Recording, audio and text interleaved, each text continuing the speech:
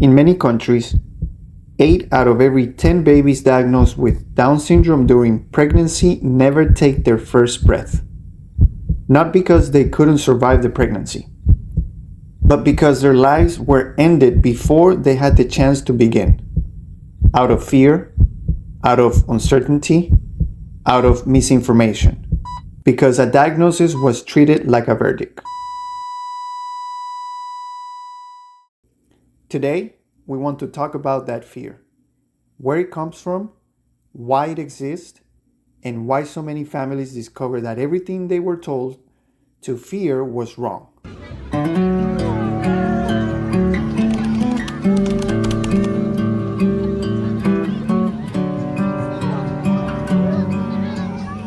When someone receives a Down syndrome diagnosis, the first thing they usually feel isn't curiosity, it's fear. And that fear didn't come out of nowhere. It was built over generations by a system that treated people with Down syndrome as a problem to be managed, hidden, or feared. Not as human beings with potential, not as people with dignity, as a problem. And that way of thinking left a deep mark on the world. A mark that still shows up today in every doctor's office that uses the word risk before the word possibility. In every statistic presented without context. In every conversation where the diagnosis arrives before the hope does. But there is something that system never managed to erase. The evidence of what happens when people with Down syndrome are loved, included, supported, and given the chance to thrive. Before we go any further, we need to tell you something fundamental that many people still don't know. Down syndrome is not a disease. It's a genetic condition. And no two people with Down syndrome are the same. There's no standard version, no predetermined ceiling, no fixed limit. Every person learns, grows, and develops in their own way and at their own pace. And here's the most important thing of all. A person's future is not determined by the diagnosis alone. It is shaped by the opportunities they receive, the support they are given, the therapies, education, encouragement, and inclusion they experience, the environment built around them. The environment makes a difference. That's not an opinion. It's a fact that began to be proven more than 170 years ago by a doctor who dared to challenge an entire system. This is his story. It was 1858. In much of Europe, the prevailing response to people with intellectual and developmental disabilities was simple. Keep them out of sight. Large institutions and asylums were often presented as places of care. But for many people, they became places of separation from the rest of society.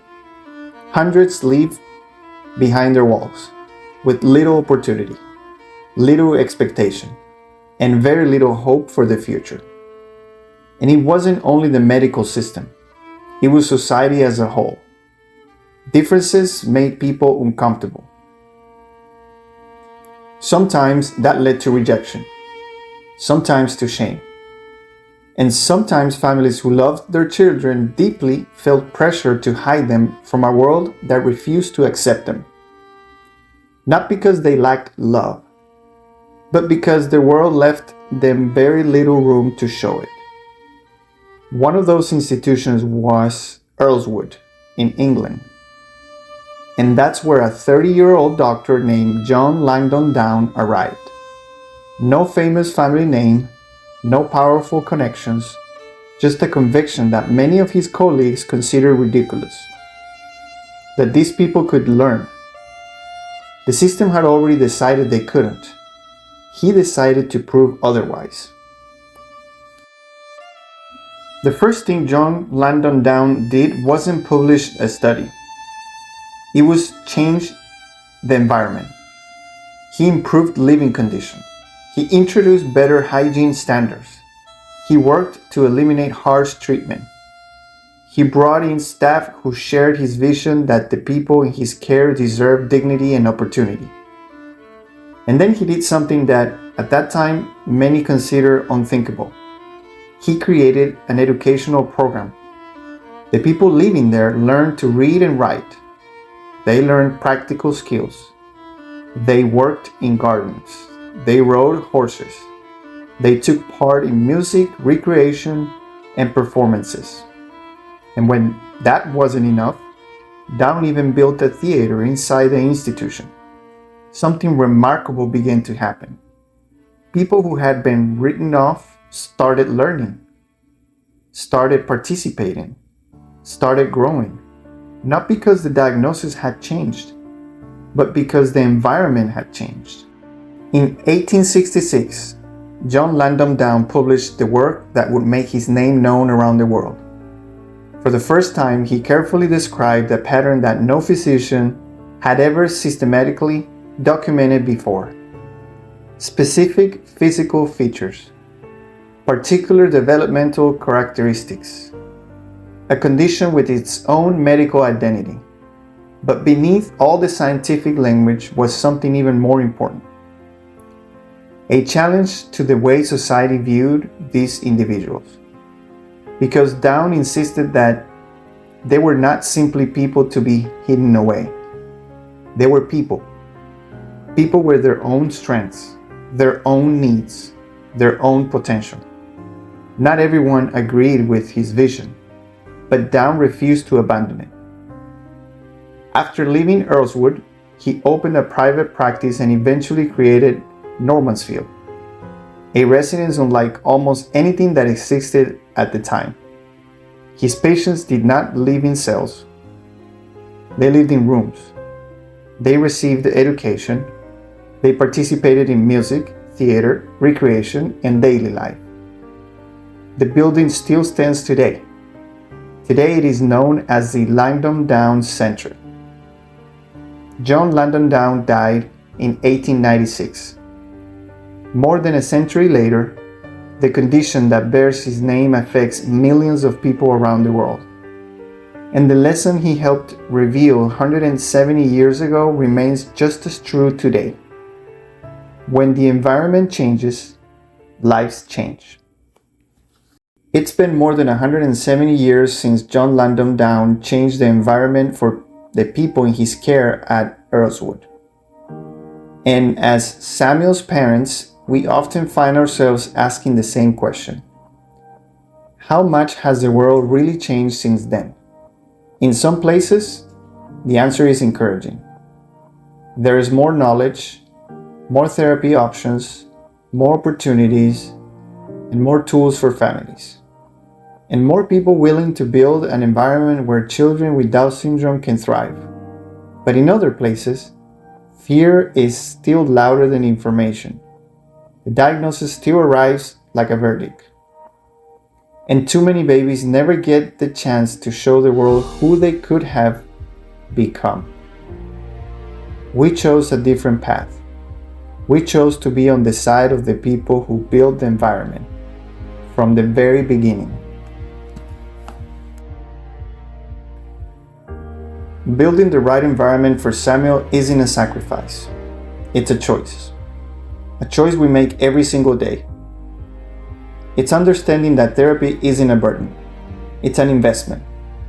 It's celebrating every milestone Samuel reaches, no matter how small it may look to the rest of the world, as the incredible victory it truly is.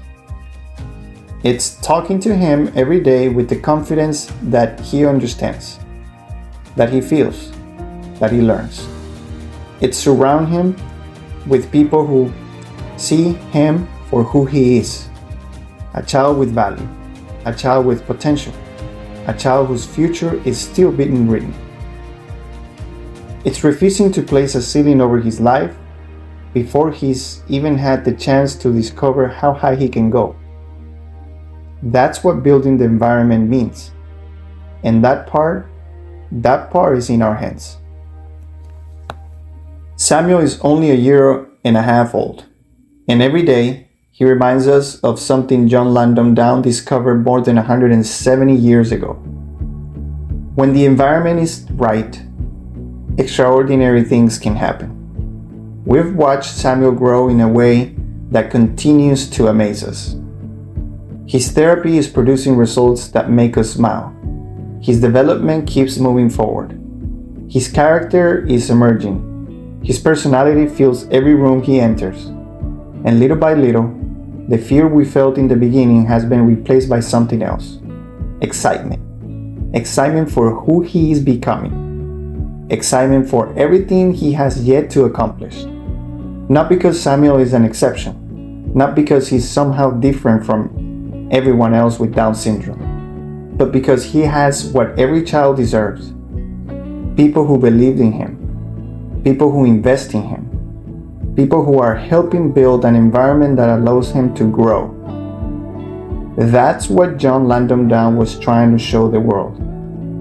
It's what we're building for Samuel, and it's what any family can build for their child. When the environment is right, these children grow. They develop, they learn, they discover who they are. And they move further than many people ever thought possible. Some will live independently. Some will need support throughout their lives. But every one of them deserves the opportunity to reach their own potential, to pursue their interests, to build meaningful relationships, to contribute to the world in their own unique way. Today, there are people with Down syndrome who are artists, athletes, entrepreneurs, employees, advocates, performers, and leaders in their communities. People who were underestimated. People who were told what they couldn't do. People who showed the world that was possible instead. They're not proof that every journey looks the same. They're proof that possibilities expand when the opportunity exists. As for Samuel, we believe he is going to become exactly who God created him to be.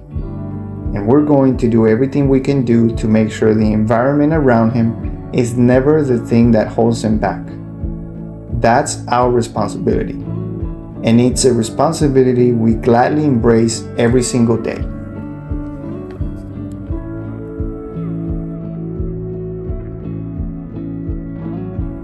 If you're watching this video because you just received a Down syndrome diagnosis, we want to say something directly to you. The fear you're feeling right now is real, and it's okay. We felt it too. We remember the questions, the uncertainty, the worries about the future. But fear often grows in the space where information is missing. And now you know how something that John Langdon Down began to show the world more than 170 years ago, and that Samuel reminds us of every single day. A diagnosis is not the whole story. Your child's future has not been written. What happens next will be shaped by many things. But one of the most powerful influences will be the environment of love, support, encouragement, and opportunity that surrounds them. And that is something you can start building today.